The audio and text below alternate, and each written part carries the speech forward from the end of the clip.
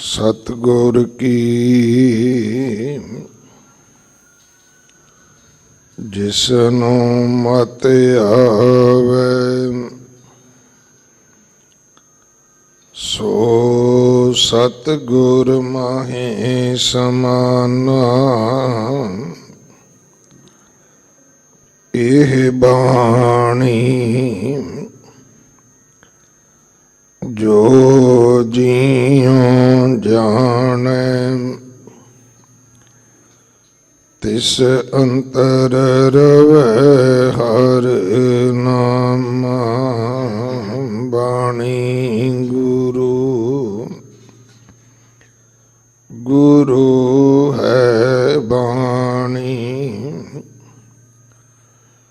विच बाणी अमृत सारे। गुर बाणी कहे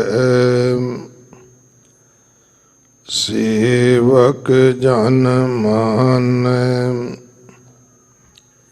पर तख गुरु निस्तारे। बाणी बिरलो विचारसी जे को गुरमुख होए। एह बाणी महापुरख की निज कर वासा होए।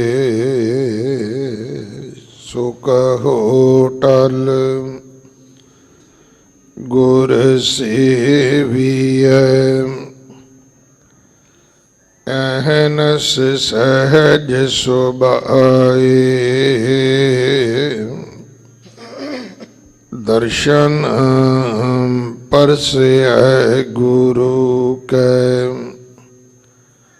जन्म मरण दुख जाए। सतनाम श्री वाहेगुरु साहिब जी। जैत सरी महला पंजवा कार तीजा दो पदे। एक ओंकार सतगुर प्रसाद। देहो संदेसरो कहियो प्रिय कहियो। भीषम पाई मैं बहु विद सुनते। कहो सुहागन सहियो। देहो संदेसरो कहियो प्रिय कहियो। भीषम पाई मैं बहु विद सुनते। कहो सुहागन सहियो। रहाओ को कह तो सब बाहर बाहर। को कह तो सब महियो। बरन ना दिसै चिन्ह ना लखिया। सुहागन सात बुझियो। सरब निवासी घट घट वासी। लेप नहीं अलपहियो। नानक कहत सुनो रे लोगा संत रसन को बसहियो सरब निवासी घट घट वासी लेप नहीं अलपाहियो नानक कहत सुन हो रे लोगा संत रसन को बसहियो। वाहिगुरु जी का खालसा वाहिगुरु जी की फतेह। गुरु दर ते हाजिर गुरु सवारे खालसा जी, आप जी वडभागे हो जो चौथे पातशाह धन धन रामदास गुर जिन सिरिया तिने सवारिया पूरी होई करामात आप सिरजन हारे धारिया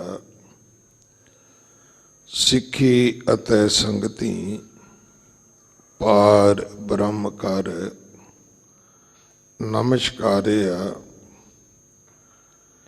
इन्हां अजमतां वडियाइयां दे मालिक सोढी सुल्तान सतगुरु गुरु रामदास महाराज जी दे पवित्र अस्थान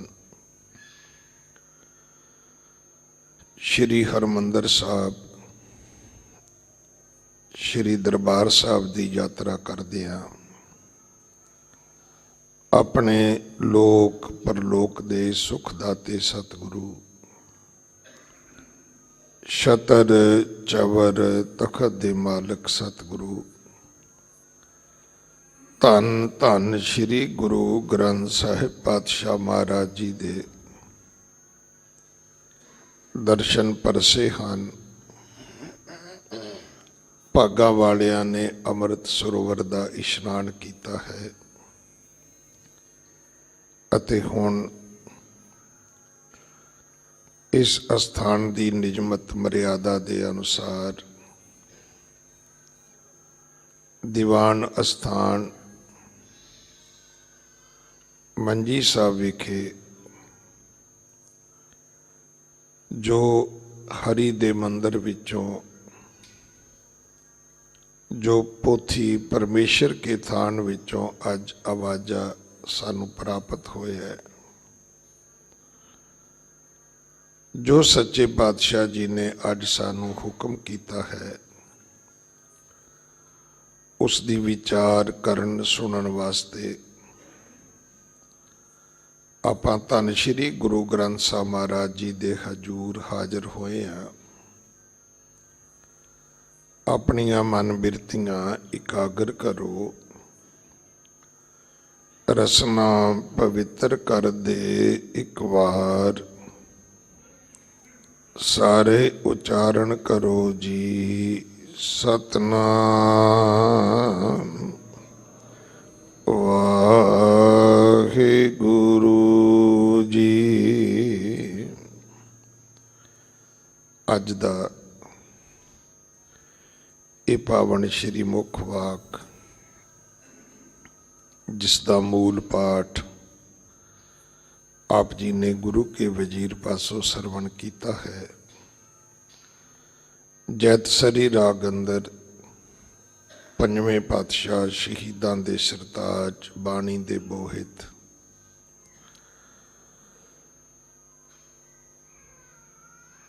गुरु अर्जन देव पिता महाराज जी दे पवित्र मुख तो उच्चारण होया।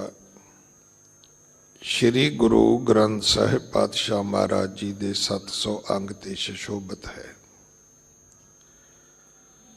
घर तीजे विच गाउण दी सतगुरु जी ने हदायत की है।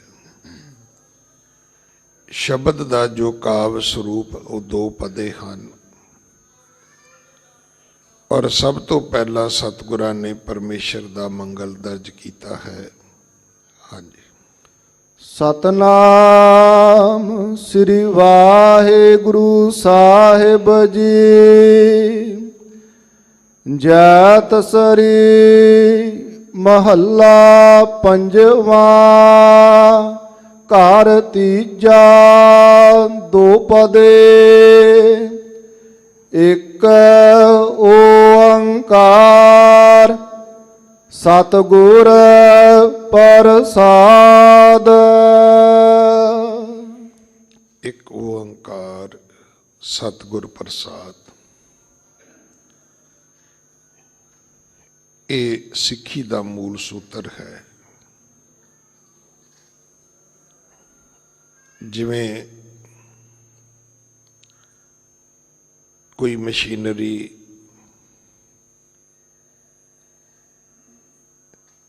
ਕੋਈ ਅਸੀਂ ਗੱਡੀ ਸਟਾਰਟ ਕਰਨੀ ਹੁੰਦੀ ਹੈ, ਉਹਦੇ ਲਈ ਸਭ ਤੋਂ ਪਹਿਲਾਂ ਇਹ ਜ਼ਰੂਰੀ ਹੈ ਕਿ ਉਹਦੀ ਟਿਊਨਿੰਗ ਠੀਕ ਹੋਵੇ। ਤੁਸੀਂ ਵੇਖਿਆ ਹੋਣਾ ਹੈ ਗੁਰੂ ਕੇ ਕੀਰਤਨੀਏ ਪਹਿਲਾਂ ਗੁਰਬਾਣੀ ਦਾ ਗਾਇਨ ਕਰਨ ਤੋਂ ਆਪਣੇ ਜਿਹੜੇ ਸਾਜ਼ ਨੇ ਉਹਨਾਂ ਨੂੰ ਸੁਰ ਕਰਦੇ ਨੇ। ਇਸੇ ਤਰ੍ਹਾਂ ਹਰ ਕਿਰਤ ਨਾਲ ਸੰਬੰਧਿਤ, ਕੰਮ ਨਾਲ ਸੰਬੰਧਿਤ ਸਾਰਿਆਂ ਦਾ ਕੋਈ ਨਾ ਕੋਈ ਤਰੀਕਾ ਹੈ। ਤੁਸੀਂ ਖੇਡਾਂ ਵਿੱਚ ਵੀ ਵੇਖਿਆ ਹੋਵੇਗਾ, ਪਹਿਲਾਂ ਲੋਕ ਵਾਰਮ ਅਪ ਹੁੰਦੇ ਨੇ, ਫਿਰ ਦੌੜਦੇ ਨੇ, ਫਿਰ ਉਹ ਆਪਣੀ ਖੇਡ ਖੇਡਦੇ ਨੇ।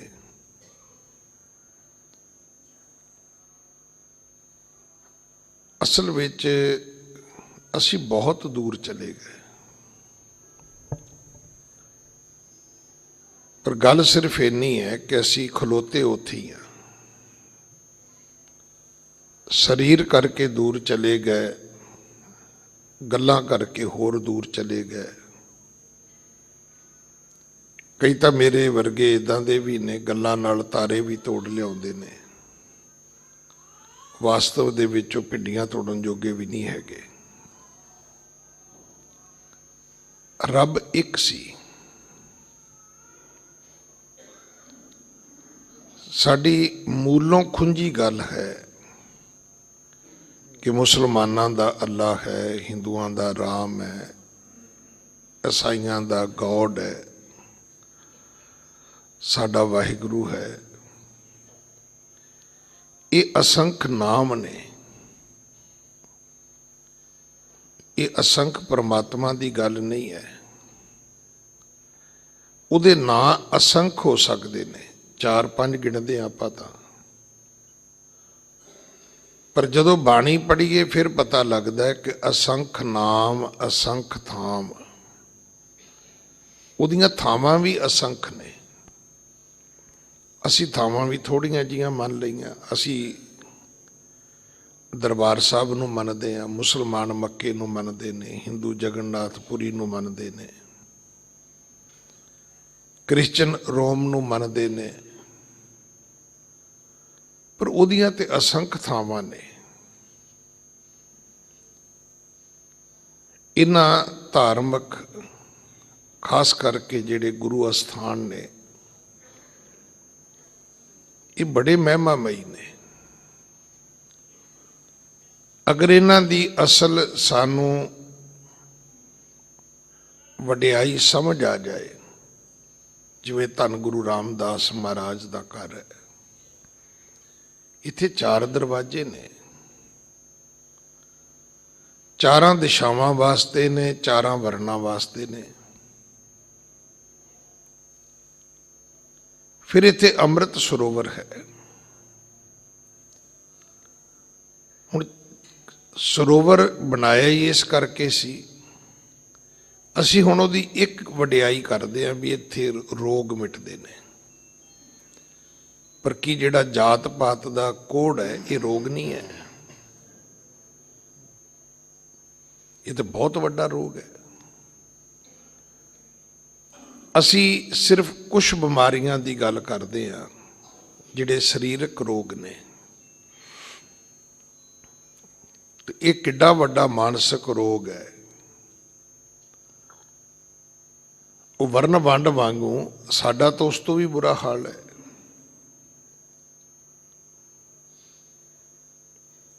ਇੱਥੋਂ ਤੱਕ ਅਸੀਂ ਇਲਾਕਿਆਂ 'ਚ ਵੀ ਵੰਡੇ ਹੋਏ ਆ, ਜਾਤਾਂ ਤੇ ਗੋਤਰਾਂ 'ਚ ਵੀ ਵੰਡੇ ਹੋਏ ਆ।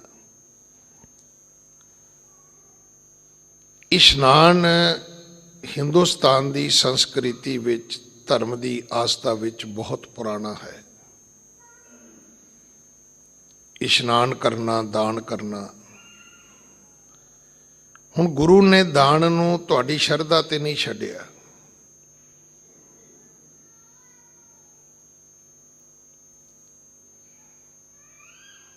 ਉਹਨੂੰ ਦਸਵੰਧ ਦੇ ਵਿੱਚ ਗੁਰੂ ਜੀ ਨੇ ਪਾਬੰਦ ਕਰ ਦਿੱਤਾ ਹੈ ਕਿ ਇਹ ਤੇਰੀ ਸ਼ਰਧਾ ਨਹੀਂ ਹੈ ਕਿ ਤੂੰ 2 ਰੁਪਏ ਮੱਥਾ ਟੇਕੇਗਾ ਕਿ 50 ਟੇਕੇਗਾ। ਇਸੇ ਤਰ੍ਹਾਂ ਇਸ਼ਨਾਨ ਸੀ ਕਿ ਤੂੰ ਵਗਦੇ ਪਾਣੀ ਵਿੱਚ ਨਹਾਵੇਂਗਾ ਤੇ ਇਹ ਵੀ ਧਿਆਨ ਰੱਖੇਗਾ ਕਿ ਕੋਈ ਨੀਵੀਂ ਜਾਤੀ ਵਾਲਾ ਤੇਰੇ ਤੋਂ ਪਹਿਲਾਂ ਨਹਾ ਕੇ ਤੇ ਨਹੀਂ ਗਿਆ। ਜਿਹੜੇ ਵੱਡੇ ਵੱਡੇ ਕੁੰਭ ਮੇਲੇ ਲੱਗਦੇ ਨੇ, ਸ਼ਾਹੀ ਇਸ਼ਨਾਨ ਹੁੰਦੇ ਨੇ, ਉੱਥੇ ਇਸ ਗੱਲ ਦਾ ਧਿਆਨ ਰੱਖਿਆ ਜਾਂਦਾ ਹੈ। ਜਿਹੜੇ ਵੱਡੇ ਵੱਡੇ ਸਨਾਤਨ ਮੱਤ ਦੇ ਅਖਾੜੇ ਨੇ, ਉਹਨਾਂ ਦੇ ਵਿੱਚ ਵੀ ਇਸ ਤਰ੍ਹਾਂ ਦੀਆਂ ਗੱਲਾਂ ਮੌਜੂਦ ਨੇ। ਪਹਿਲਾਂ ਕਿਹੜਾ ਅਖਾੜਾ ਇਸ਼ਨਾਨ ਕਰੇਗਾ, ਉਹਨਾਂ ਦੇ ਘਾਟ ਵੱਖਰੇ ਵੱਖਰੇ ਨੇ। ਅਸੀਂ ਵੀ ਉੱਥੇ ਖਲੋ ਗਏ ਆ ਕੇ। ਸਾਨੂੰ ਗੁਰੂ ਨੇ ਬਿਆਸ ਦੇ ਕੰਢੇ ਤੇ ਬੌਲੀ ਬਣਾ ਕੇ ਦਿੱਤੀ ਸੀ। ਹੁਣ ਕੋਈ ਕਵੇ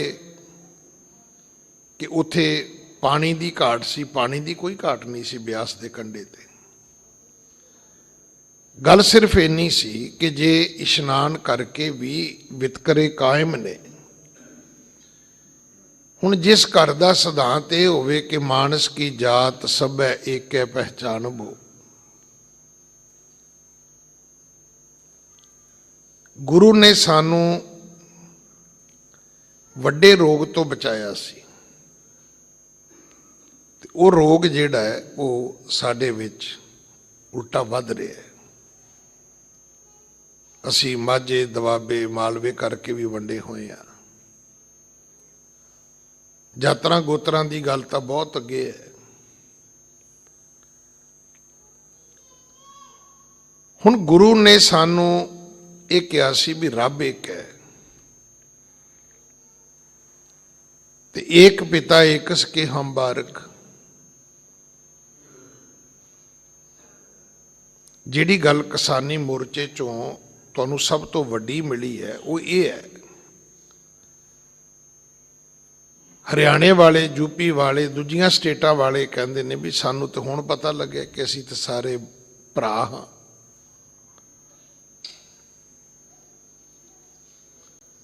ਕਿਉਂਕਿ ਬੜੇ ਚਿਰ ਤੋਂ ਇੱਕ ਨਫ਼ਰਤ ਫੈਲਾਈ ਜਾਂਦੀ ਸੀ ਸਾਡੇ ਪ੍ਰਤੀ। ਖਾਸ ਕਰਕੇ 1984 ਦੀਆਂ ਦਿੱਲੀ ਦੇ ਵਿੱਚ ਜਿਹੜੀਆਂ ਖੇਡਾਂ ਹੋਈਆਂ, ਉਦੋਂ ਤਾਂ ਅਸੀਂ ਵੇਖਿਆ ਸਾਨੂੰ ਕਿਸੇ ਨੇ ਹਰਿਆਣਾ ਨਹੀਂ ਸੀ ਟੱਪਣ ਦਿੱਤਾ। ਪਰ ਜਦੋਂ ਅਸੀਂ ਹੁਣ ਇਕੱਠੇ ਹੋ ਕੇ ਰਹੇ ਤੇ ਉਹਨਾਂ ਨੂੰ ਪਤਾ ਲੱਗਿਆ ਵੀ ਨਹੀਂ, ਸਿੱਖ ਤਾਂ ਉਹੋ ਜਿਹੇ ਹੀ ਨੇ ਜਿਹੋ ਜਿਹੇ ਗੁਰੂ ਨਾਨਕ ਸਾਹਿਬ ਮਹਾਰਾਜ ਨੇ ਸਾਜੇ ਸਨ। ਕਿੱਡਾ ਵੱਡਾ ਭਾਈਚਾਰਾ ਤੁਸੀਂ ਪ੍ਰਾਪਤ ਕੀਤਾ, ਜੰਗ ਵੱਖਰੀ ਜਿੱਤੀ ਹੈ ਔਰ ਉਹਦੇ ਵਿੱਚੋਂ ਹੋਰ ਬਹੁਤ ਪ੍ਰਾਪਤੀਆਂ ਤੁਹਾਨੂੰ ਹੋਈਆਂ ਨੇ।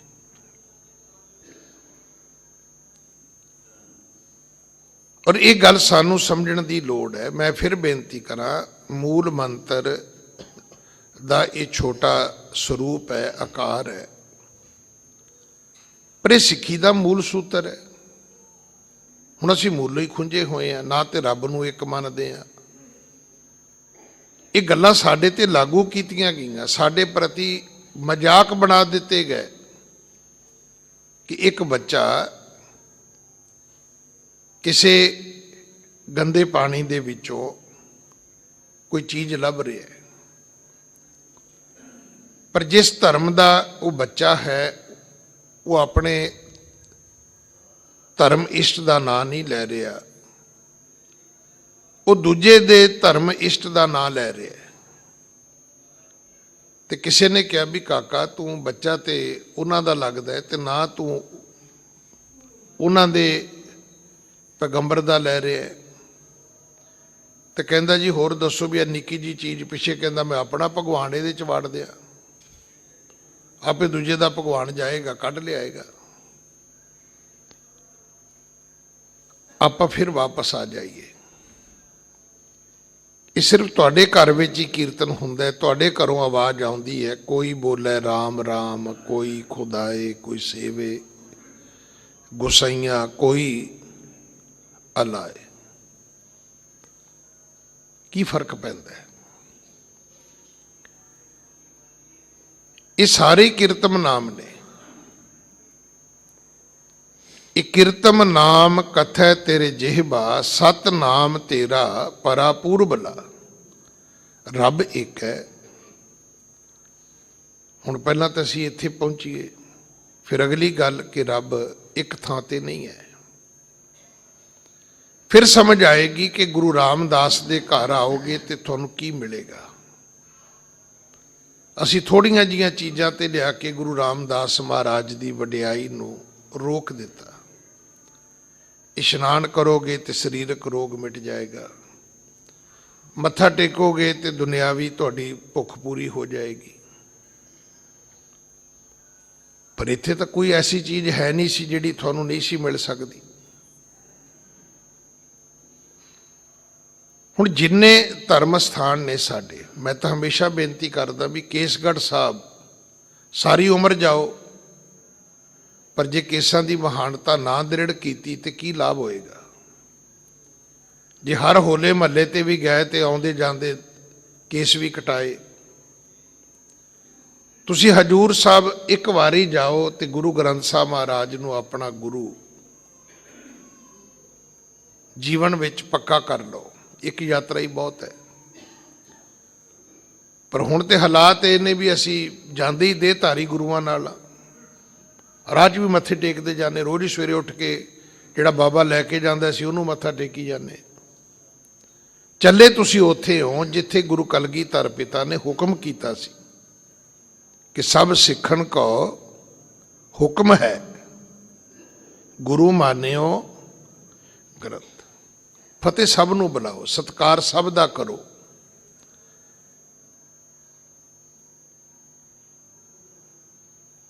ਪਰ ਦਰ ਦਰ ਪੈ ਝੁਕ ਜਾਏ ਉਸੇ ਸਰ ਨਹੀਂ ਕਹਤੇ। ਤੇ ਜੇ ਹਰ ਥਾਂ ਤੇ ਤੁਸੀਂ ਮੱਥਾ ਮਾਰੀ ਜਾਣਾ ਹੈ ਤਾਂ ਫਿਰ ਉਹ ਕਿਹੜਾ ਸਿਰ ਹੈ ਜਿਹੜਾ ਗੁਰੂ ਪਿਤਾ ਮਹਾਰਾਜ ਦੇ ਚਰਨਾਂ ਵਿੱਚ ਤੁਸੀਂ ਭੇਟ ਕਰਨਾ ਹੈ। ਰੱਬ ਸਾਰੀਆਂ ਥਾਵਾਂ ਤੇ ਹੈ। ਇਹਦਾ ਅਰਥ ਇਹ ਹੈ ਵੀ ਕੋਈ ਥਾਂ ਐਸੀ ਨਹੀਂ। ਕਬੀਰ ਧਰਤੀ ਸਾਧ ਕੀ, ਧਰਤੀ ਥਾਪ ਰੱਖੀ ਧਰਮਸ਼ਾਲ। ਪਰ ਸੱਚ ਇਹ ਹੈ ਵੀ ਤਸਕਰ ਬੈਠੇ ਗਾਹੇ, ਚੋਰਾਂ ਨੇ ਕਬਜ਼ਾ ਕਰ ਲਿਆ ਹੈ। ਵੱਡੇ ਵੱਡੇ ਮਹਿਲ ਉਸਾਰ ਲਏ ਉਹਨਾਂ ਨੇ ਆਪਣੇ। ਮੈਂ ਕਿਸੇ ਵਪਾਰੀ ਬੰਦੇ ਦੀ, ਕਿਸੇ ਦੁਨਿਆਵੀ ਬੰਦੇ ਦੀ ਬਿਲਡਿੰਗ ਦੀ ਗੱਲ ਨਹੀਂ ਕਰ ਰਿਹਾ। ਇੱਥੇ ਰੱਬ ਦੇ ਨਾਂ ਤੇ ਜਿਹੜੇ ਹਲਵਾ ਮਾਂਡਾ ਛਕ ਰਹੇ ਨੇ, ਮੈਂ ਉਹਨਾਂ ਦੀ ਗੱਲ ਕਰ ਰਿਹਾ। ਵੱਡੇ ਵੱਡੇ ਸਥਾਨ ਬਣਾ ਲਏ ਉਹਨਾਂ ਨੇ ਜਿੱਥੇ ਰੱਬ ਮੁੜ ਕੇ ਲੱਭਦਾ ਹੀ ਨਹੀਂ ਹੈ।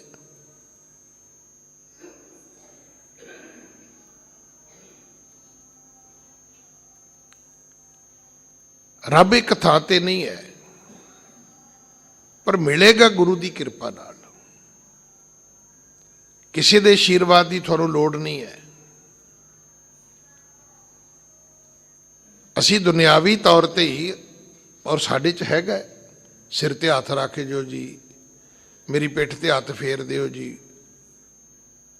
ਵੀ ਪੁੱਛੋ ਸਹੀ ਇਹਦੇ ਹੱਥਾਂ ਦੇ ਪੱਲੇ ਹੈ ਕੁਛ?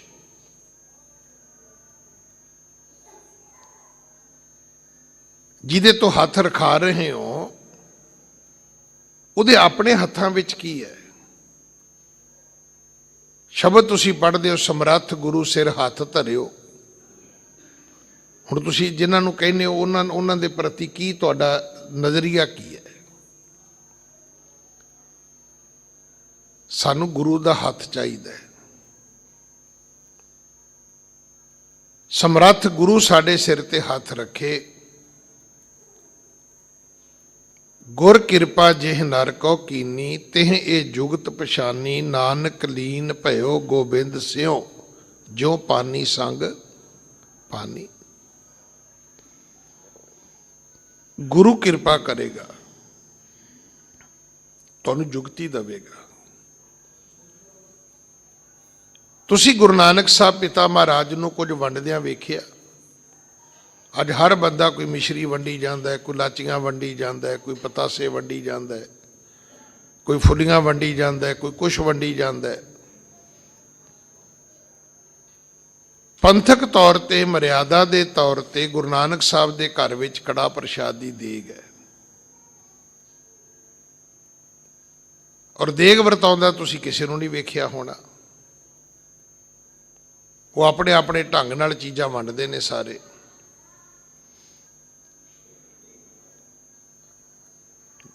ਤੇ ਗੁਰੂ ਸਾਹਿਬ ਜਿਨ੍ਹਾਂ ਨੇ 9 ਖੰਡ ਪ੍ਰਿਥਵੀ ਦਾ, 4 ਚੱਕਾਂ ਦਾ ਉਧਾਰ ਕੀਤਾ ਹੈ, ਤੁਸੀਂ ਦੱਸੋਗੇ ਵੀ ਉਹ ਕਿਹੜਾ ਪ੍ਰਸ਼ਾਦ ਵੰਡਦੇ ਹੁੰਦੇ ਸੀ?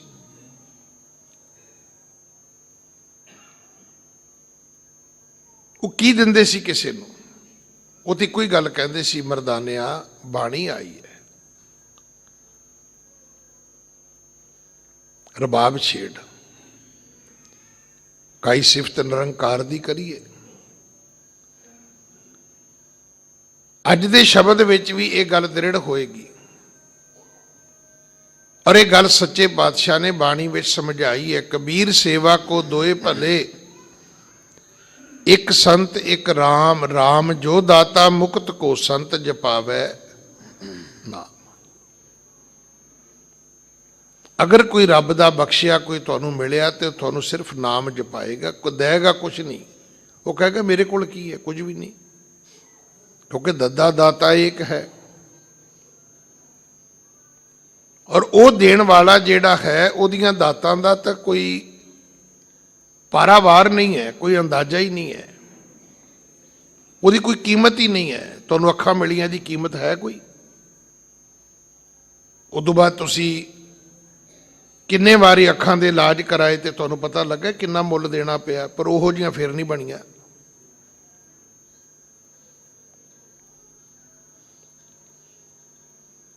ਦਾਤਾ ਉਹ ਹੈ, ਕੋਈ ਵਿਅਕਤੀ ਦਾਤਾ ਨਹੀਂ ਹੋ ਸਕਦਾ।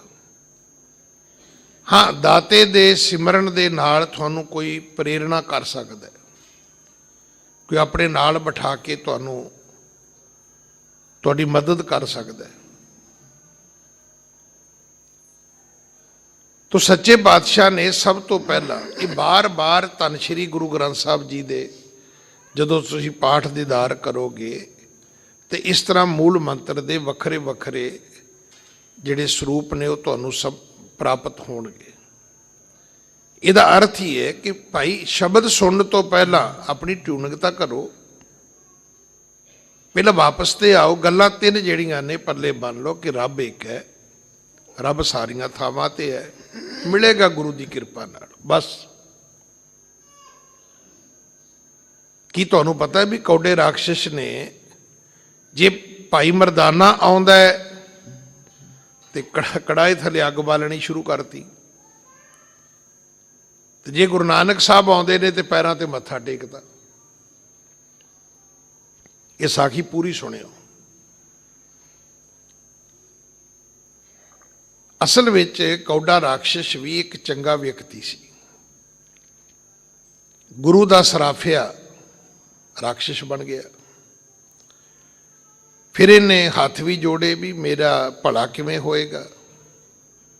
ਤਾਂ ਇਹਦੇ ਗੁਰੂ ਨੇ ਇਹਨੂੰ ਇੱਕ ਸ਼ੀਸ਼ਾ ਦਿੱਤਾ ਸੀ ਕਿ ਜਦੋਂ ਵੀ ਤੇਰੇ ਕੋਲ ਕੋਈ ਵਿਅਕਤੀ ਆਵੇ ਤੂੰ ਇਸ ਦਰਪਣ ਦੇ ਵਿੱਚ ਉਸ ਵਿਅਕਤੀ ਨੂੰ ਵੇਖਣਾ ਹੈ। ਜੇ ਤੇ ਮਨੁੱਖ ਨਜ਼ਰ ਆਵੇ ਤੇ ਉਹਦੇ ਪੈਰ ਫੜ ਲਵੀ, ਉਹ ਤੇਰਾ ਕਲਿਆਣ ਕਰ ਦੇਗਾ। ਪਰ ਜੇ ਤੈਨੂੰ ਸ਼ੀਸ਼ੇ ਦੇ ਵਿੱਚੋਂ ਕੋਈ ਜਾਨਵਰ ਨਜ਼ਰ ਆਵੇ ਤੇ ਫਿਰ ਭਾਵੇਂ ਤਲ ਕੇ ਖਾ ਲਵੀ। ਹੁਣ ਇਹ ਬਾਣੀ 'ਚ ਵੀ ਲਿਖਿਆ ਹੋਇਆ ਹੈ, ਕਰਤੂਤ ਪਸ਼ੂ ਕੀ ਮਾਨਸ ਜਾਤ। ਜਾਤੀ ਮਨੁੱਖ ਵਾਲੀ ਹੈ, ਕੰਮ ਤੇ ਪਸ਼ੂਆਂ ਵਾਲੇ ਨੇ। ਹੁਣ ਜਿਹੜਾ ਵੱਢ ਖਾਣਾ ਹੈ ਇਹ ਬੰਦੇ ਦਾ ਕੰਮ ਥੋੜਾ ਹੈ। ਜਿਹੜਾ ਸਿੰਘ ਮਾਰਨਾ ਹੈ ਦੂਜੇ ਨੂੰ, ਇਹ ਬੰਦੇ ਦਾ ਕੰਮ ਥੋੜਾ ਹੈ। ਆਪਣੀ ਖੁਰਲੀ ਦੇ ਲਾਗੇ ਨਾ ਖੜੇ ਹੋਣ ਦੇਣਾ, ਇਹ ਕੋਈ ਬੰਦੇ ਦਾ ਕੰਮ ਥੋੜਾ ਹੈ। ਇੱਥੇ ਤੇ ਉਪਦੇਸ਼ ਹੀ ਹੈ ਵੀ ਆਏ ਮਿਲ ਗੁਰ ਸਿੱਖ ਆਏ ਮਿਲ। ਅਸੀਂ ਕਹਿੰਦੇ ਵੀ ਤੂੰ ਆ ਕਿੱਧਰ ਗਿਆ ਮੂੰਹ ਚੁੱਕ ਕੇ, ਬਈ ਤੂੰ ਕੌਣ ਹੈ?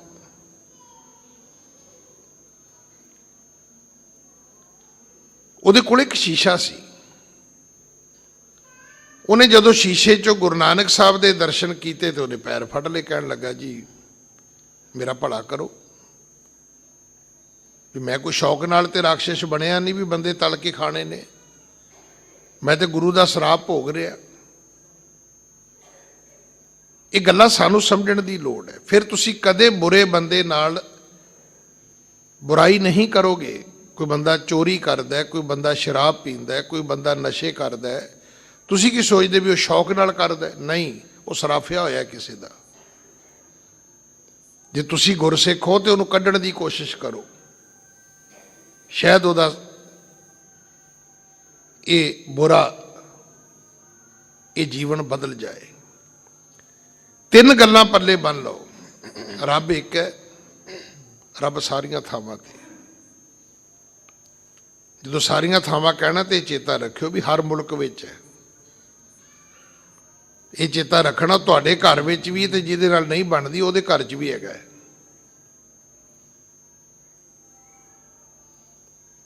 ਮੈਂ ਫਿਰ ਬੇਨਤੀ ਕਰਾਂ, ਕਿੰਨੇ ਮਜ਼ਾਕ ਬਣ ਗਏ ਸਾਡੇ ਵੀ ਰੱਬ ਬੰਦੇ ਨੂੰ ਮਿਲਿਆ ਤੇ ਰੱਬ ਨੇ ਕਿਹਾ ਵੀ ਤੂੰ ਮੰਗ,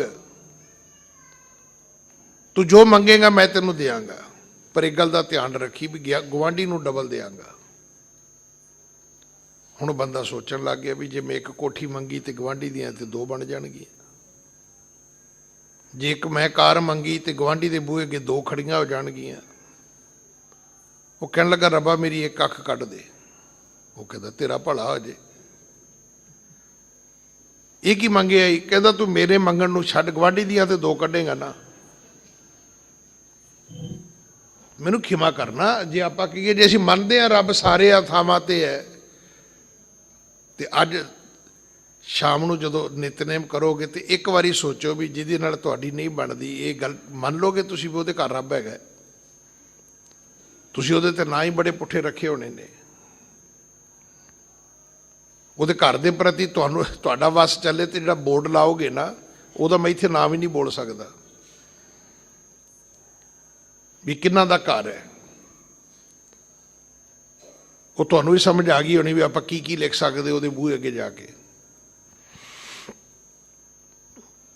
ਫਿਰ ਤੁਹਾਨੂੰ ਮੰਨਣਾ ਪਏਗਾ ਵੀ ਰੱਬ ਉਹਦੇ ਘਰ 'ਚ ਵੀ ਹੈਗਾ। ਤੁਹਾਡੀ ਉਹਦੇ ਨਾਲ ਬਣਦੀ ਜਾਂ ਨਹੀਂ ਬਣਦੀ ਇਹ ਵੱਖਰੀ ਚੀਜ਼ ਹੈ, ਰੱਬ ਉਹਦੇ ਘਰ 'ਚ ਵੀ ਹੈਗਾ। ਰੱਬ ਗੁਰੂ ਦੀ ਕਿਰਪਾ ਨਾਲ ਮਿਲਦਾ ਹੈ। ਹਾਂਜੀ। ਦੇਹੋ ਸੰਦੇਸਰੋ ਪ੍ਰਿਆ ਕਹੀਓ। ਸੱਚੇ ਪਾਤਸ਼ਾਹ ਨੇ ਇੱਥੇ ਇੱਕ ਬੇਨਤੀ ਕੀਤੀ ਹੈ। ਇਹ ਗੁਰੂ ਸਾਹਿਬ ਦੀ ਬਾਣੀ ਹੈ, ਨਾ ਤੁਹਾਡੀ ਮੇਰੀ ਕਿਸੇ ਦੀ ਹੈ ਤੇ ਨਾ ਕਿਸੇ ਕਵੀ ਦੀ ਕਵਿਤਾ ਹੈ। ਬਾਣੀ ਦੇ ਬੋਹਿਤ ਸਤਿਗੁਰੂ ਕਹਿੰਦੇ ਨੇ ਦੇਹੋ ਸੰਦੇਸਰੋ। ਸੰਦੇਸਰੋ ਦਾ ਅਰਥ ਹੁੰਦਾ ਹੈ ਸੰਦੇਸ਼,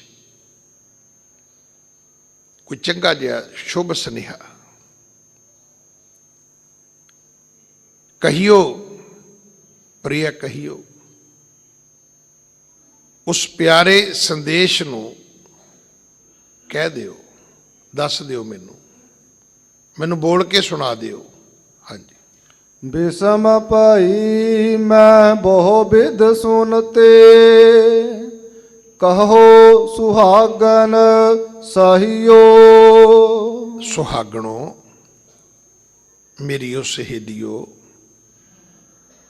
ਬਿਸਮ ਭਾਈ ਮੈਂ ਬੜੀ ਹੈਰਾਨ ਆ।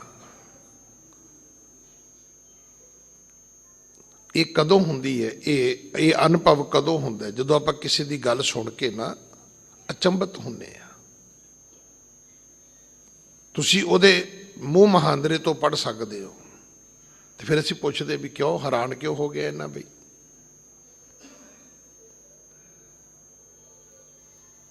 ਕਹਿੰਦੀ ਮੈਂ ਹੈਰਾਨ ਆ ਬਹੁ-ਬਿਧ ਸੁਣ ਕੇ। ਬਹੁ-ਬਿਧ ਸੁਣਦਿਆਂ ਬਹੁਤ ਵਿਧੀਆਂ ਸੁਣ ਲਈਆਂ, ਬੜੀਆਂ ਹੀ ਗੱਲਾਂ ਸੁਣ ਲਈਆਂ ਮੈਂ ਤਾਂ, ਪਰ ਮੇਰੀ ਇਹ ਸੁਹਾਗਣ ਭੈਣੇ ਤੂੰ ਦੱਸ, ਕਿਉਂਕਿ ਤੇਰਾ ਤੇ ਵਿਆਹ ਹੋਇਆ, ਤੂੰ ਤਾਂ ਪਤੀ ਨੂੰ ਵੇਖਿਆ, ਤੂੰ ਪਤੀ ਦਾ ਪਿਆਰ ਵੀ ਪ੍ਰਾਪਤ ਕੀਤਾ ਹੈ। ਹੁਣ ਸਾਡੇ 'ਚ ਇਹ ਵੀ ਗਲਤੀ ਹੈ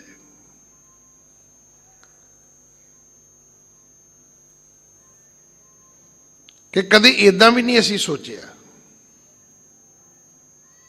ਮੈਂ ਕਈ ਵਾਰੀ ਆਪਣੀ ਇੱਕ ਨਿੱਜੀ ਗੱਲ ਸਾਂਝੀ ਕਰਦਾ ਹੁੰਦਾ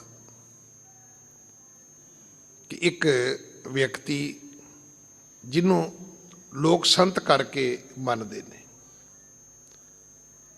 ਹੁਣ ਸਾਡੀ ਰਿਸ਼ਤੇਦਾਰੀ ਵਿੱਚੋਂ ਫੁੱਫੜ ਜੀ ਲੱਗਦੇ ਸੀ, ਤੇ ਮੇਰੇ ਵੱਡੇ ਭਰਾਤਾ ਉੱਥੇ ਬੈਠੇ ਨੇ, ਤੇ ਕੋਈ ਬੀਬੀ ਆਈ ਕਹਿੰਦੀ ਬਾਬਾ ਜੀ ਮੱਝ ਦੁੱਧ ਨਹੀਂ ਦਿੰਦੀ, ਤੇ ਉਹਨਾਂ ਨੇ ਜੀ ਵੰਡ ਜੀ, ਖਲ ਜੀ, ਤੂੜੀ ਜੀ, ਹਰੇ ਪੱਠੇ ਜੀ, ਚੰਗਾ ਸਮਾਨ ਲਿਖਾਤਾ। ਤੇ ਮੇਰਾ ਵੱਡਾ ਭਰਾ ਕਹਿੰਦਾ ਵੀ ਫੁੱਫੜ ਜੀ ਮੱਝ ਤੇ ਦੁੱਧ ਅੜੇਂਗ ਕੇ ਦੇਵੇਗੀ ਹੁਣ, ਜਦੋਂ ਇੰਨਾ ਕੁਝ ਖਾਏਗੀ। ਤੇ ਉਹ ਕਹਿੰਦੇ ਵੀ ਮਾਈ ਨੂੰ ਸਮਝਾ, ਮੈਨੂੰ ਕਿਉਂ ਸਮਝਾਉਣਾ ਹੈ, ਇਹ ਭੁੱਖੀ ਮੱਝ ਥੱਲੇ ਬਾਲਟੀ ਲੈ ਕੇ ਬਹਿੰਦੀ, ਉਹ ਦੁੱਧ ਕਿੱਥੋਂ ਦੇਵੇ। ਬਹੁਤੀ ਵਾਰੀ ਅਸੀਂ ਇਦਾਂ ਦੀਆਂ ਗੱਲਾਂ ਵੀ ਕਰਦੇ ਹਾਂ, ਪਤਾ ਸਾਨੂੰ ਵੀ ਹੈ, ਪਰ ਅਸੀਂ ਸੋਚਦੇ ਵੀ ਸ਼ਾਇਦ ਕਿਸੇ ਦੇ ਥਾਪੜੇ ਨਾਲ, ਆਸ਼ੀਰਵਾਦ ਨਾਲ ਹੀ ਕੰਮ ਚੱਲ ਜਾਏਗਾ। ਬਹੁਤ ਕੁਝ ਸੁਣਿਆ, ਪਰ ਮੇਰੀ ਇਹ ਸੁਹਾਗਣ ਭੈਣੇ ਮੈਨੂੰ ਤੂੰ ਦੱਸ, ਤੂੰ ਪਤੀ ਦਾ ਪਿਆਰ ਵੀ ਪਾਇਆ। ਹੁਣ ਇਹ ਐਸੇ ਲੋਕ ਹੈਗੇ, ਜੇ ਅਰਥ ਤੁਸੀਂ ਆਪ ਸਮਝ ਲੈਣਾ, ਗੱਲੀ ਹੋਂ ਸੁਹਾਗਣ ਭੈਣੇ, ਗੱਲੀ ਹੋਂ ਸੁਹਾਗਣ ਭੈਣੇ, ਗੱਲਾਂ ਨਾਲ ਤੇ ਮੈਂ ਵੀ ਵਿਆਹੀ ਹੋਈ ਆ, ਕੰਤ ਨਾ ਕਬਹੂ ਮੈਂ ਮਿਲਿਆ। ਕਹਿੰਦੀ ਮੈਂ ਘਰ ਵਾਲਾ ਮਿਲਿਆ ਹੀ ਨਹੀਂ ਮੈਨੂੰ ਕਦੇ। ਹੁਣ ਐਸੇ ਲੋਕ ਵੀ ਲੋਕਾਂ ਨੂੰ ਮਗਰ ਲਾਈ ਫਿਰਦੇ ਨੇ, ਜਿਨ੍ਹਾਂ ਨੂੰ ਕਦੇ ਰੱਬ ਨਹੀਂ ਮਿਲਿਆ, ਜਿਨ੍ਹਾਂ ਨੇ ਕਦੇ ਰੱਬ ਵੇਖਿਆ ਹੀ ਨਹੀਂ, ਕਦੇ ਡੋਲੀ ਵਿੱਚ ਬੈਠੀਆਂ ਹੀ ਨਹੀਂ। ਇੱਕ ਸ਼ੌਹ ਸੁਹਾਗਣ ਦੀ ਕਥਾ ਗੁਰੂ ਨਾਨਕ ਸਾਹਿਬ ਦੇ ਸਮੇਂ ਆਉਂਦੀ ਹੈ, ਉਹ ਵੀ ਕਦੇ ਸਮਾਂ ਬਣਿਆ ਜ਼ਰੂਰ ਸੁਣਿਓ, ਪਰ ਉਹ ਵੀ ਪਖੰਡੀ ਸੀਗਾ। ਐਵੇਂ ਲੋਕਾਂ ਨੂੰ ਕਹਿ ਦਿੰਦਾ ਸੀ ਵੀ ਮੈਂ ਸ਼ੌਹ ਸੁਹਾਗਣ, ਰੱਬ ਦੀ ਸੁਹਾਗਣ ਆ ਮੈਂ, ਹਰ ਮਹੀਨੇ ਰੱਬ ਮੇਰੀ ਸੇਜ ਤੇ ਆਉਂਦਾ। ਤੇ ਜਦੋਂ ਗੁਰੂ ਨਾਨਕ ਸਾਹਿਬ ਗਏ ਤੇ ਉਹ ਮਿਲਿਆ ਹੀ ਨਹੀਂ, ਤੇ ਗੁਰੂ ਨਾਨਕ ਸਾਹਿਬ ਚਲੇ ਗਏ ਵਾਪਸ। ਤੇ ਐਸੀ ਕਲਾ ਵਰਤੀ ਵੀ ਉੱਥੇ ਲੜਾਈ ਹੋ ਗਈ। ਜਿਹੜੇ ਬਾਹਰ ਲੋਕ ਬੈਠੇ ਸੀ, ਕੋਈ ਐਸੀ ਕਿਸੇ ਨੇ ਕੋਈ ਚੁੰਚਲੀ ਛੇੜੀ, ਉਹ ਲੜਾਈ ਦੇ ਵਿੱਚ ਲੋਕ ਲੜਦੇ ਲੜਦੇ ਅੰਦਰ ਤੱਕ ਚਲੇ ਗਏ। ਜਦੋਂ ਅੰਦਰ ਗਏ ਤੇ ਉੱਥੇ ਤੇ ਸਾਰਾ ਕੁਝ ਹੀ ਉਲਟਾ ਕਰਮ ਸੀਗਾ। ਉਹ ਕਹਿੰਦਾ ਸੀ ਮੈਂ ਰੱਬ ਦੀ ਸੁਹਾਗਣ ਆ, ਤੇ ਉਹਨੇ ਤੇ ਉੱਥੇ ਬਹੁਤ ਬੁਰੇ ਕਰਮ ਸ਼ੁਰੂ ਕੀਤੇ ਹੋਏ ਸੀਗੇ। ਲੋਕਾਂ ਨੇ ਫਿਰ ਕੁੱਟਿਆ, ਛਿੱਲਿਆ।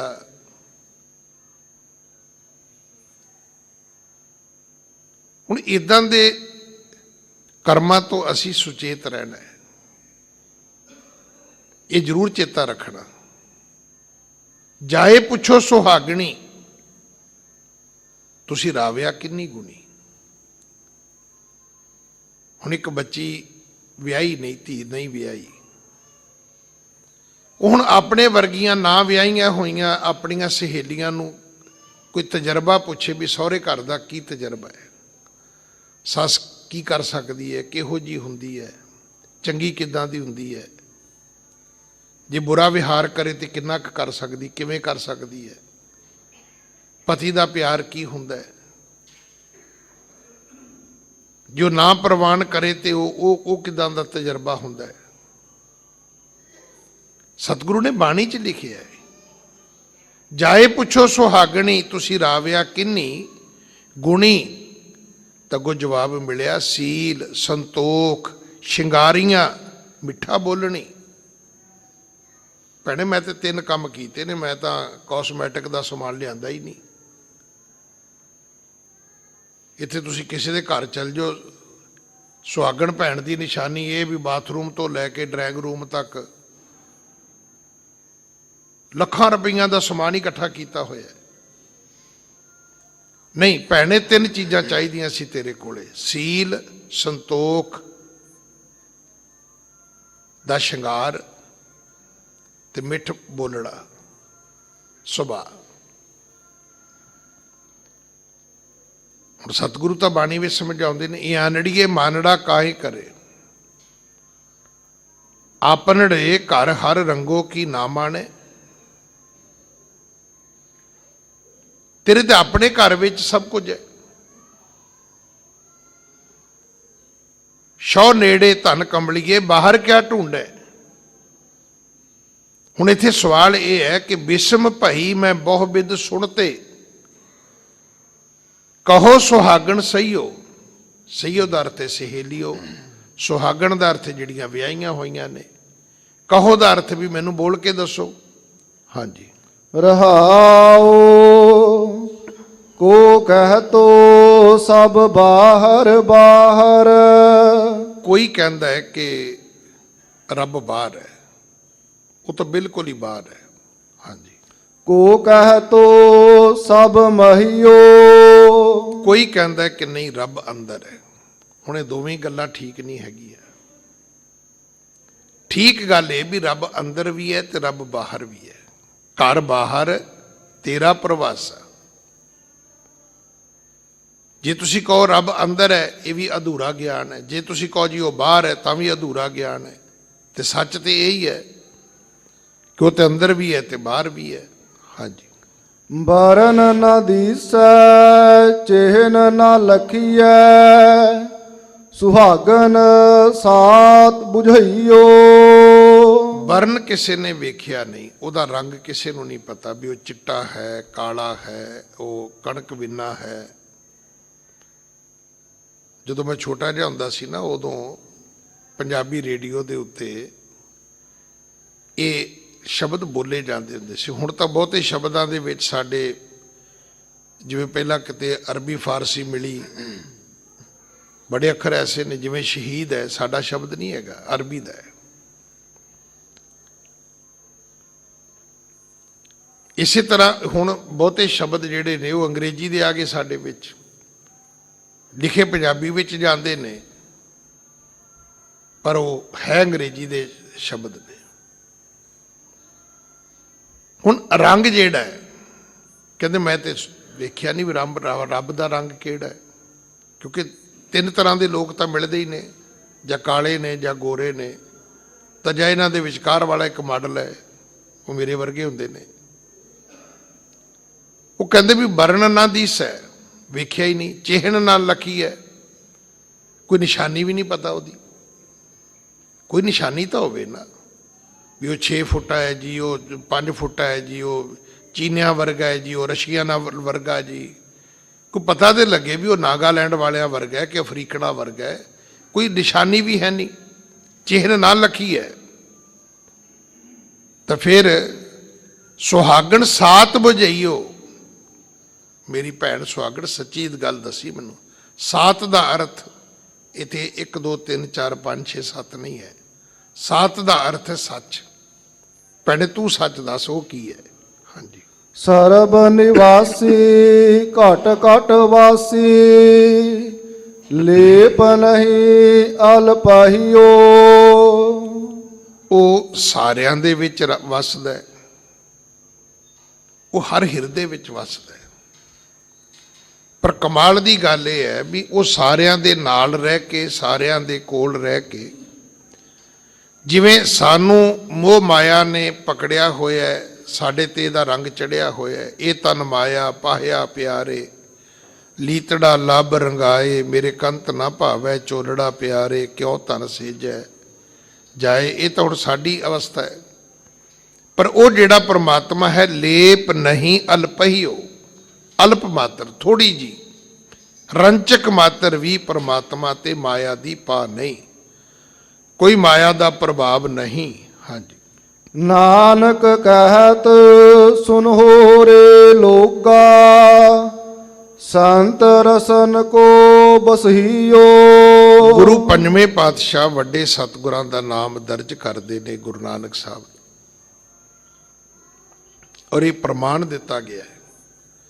ਸਾਰੇ ਗੁਰੂਆਂ ਨੇ ਬਾਣੀ ਦਾ ਕਰਤਾ ਗੁਰੂ ਨਾਨਕ ਸਾਹਿਬ ਨੂੰ ਦੱਸ ਕੇ ਦੱਸਿਆ ਕਿ ਸਾਰੇ ਗੁਰੂਆਂ ਦੀ ਇੱਕ ਜੋਤ ਹੈ ਤੇ ਇੱਕ ਰੂਪ ਹੈ। ਜੇ ਵੱਖਰਾ ਹੁੰਦਾ ਤੇ ਇੱਥੇ ਸ਼ਬਦ ਕਹੋ ਅਰਜਨ ਆਉਣਾ ਚਾਹੀਦਾ ਸੀ, ਕਹੋ ਨਾਨਕ ਨਹੀਂ ਸੀ ਆਉਣਾ ਚਾਹੀਦਾ। ਉਹਨਾਂ ਨੇ ਇਸ ਗੱਲ ਦਾ ਵਰਣਨ ਹੀ ਨਹੀਂ ਕੀਤਾ। ਬਾਣੀ ਵਿੱਚ ਮਹੱਲਾ ਆਖਿਆ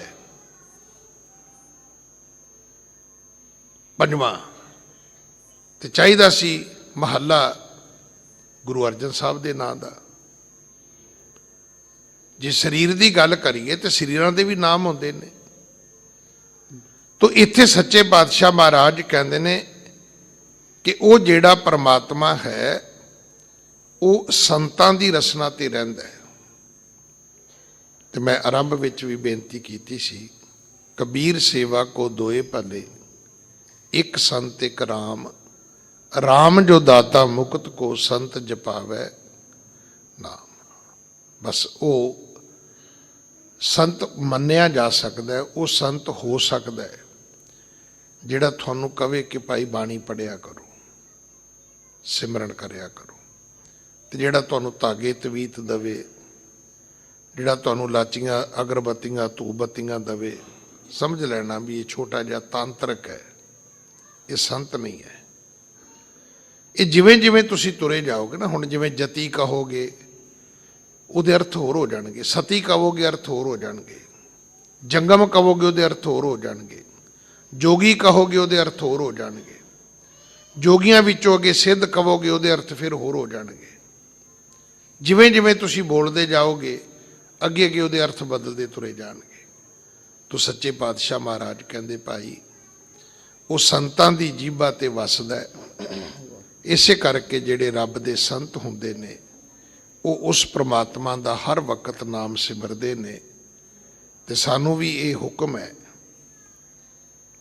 ਕਿ ਨਾਨਕ ਕੱਚੜਿਆਂ ਸਿਓ ਤੋੜ ਢੂੰਡ ਸੱਜਣ ਸੰਤ ਪੱਕਿਆ, ਉਹ ਜਿਵਿੰਦੇ ਵਿਛੜੇ ਉਹ ਮੋਹਿਆ ਨਾ ਜਾਹੀ ਛੋਟ, ਜਿਨ੍ਹਾਂ ਸਾਸ ਗਰਾਸ ਨਾ ਵਿਸਰੈ, ਹਰ ਨਾਮਾ ਮਨ ਮੰਤ, ਧਨ ਸੇ ਸੇਈ ਨਾਨਕਾ ਪੂਰਨ ਸੋਈ ਸੰਤ।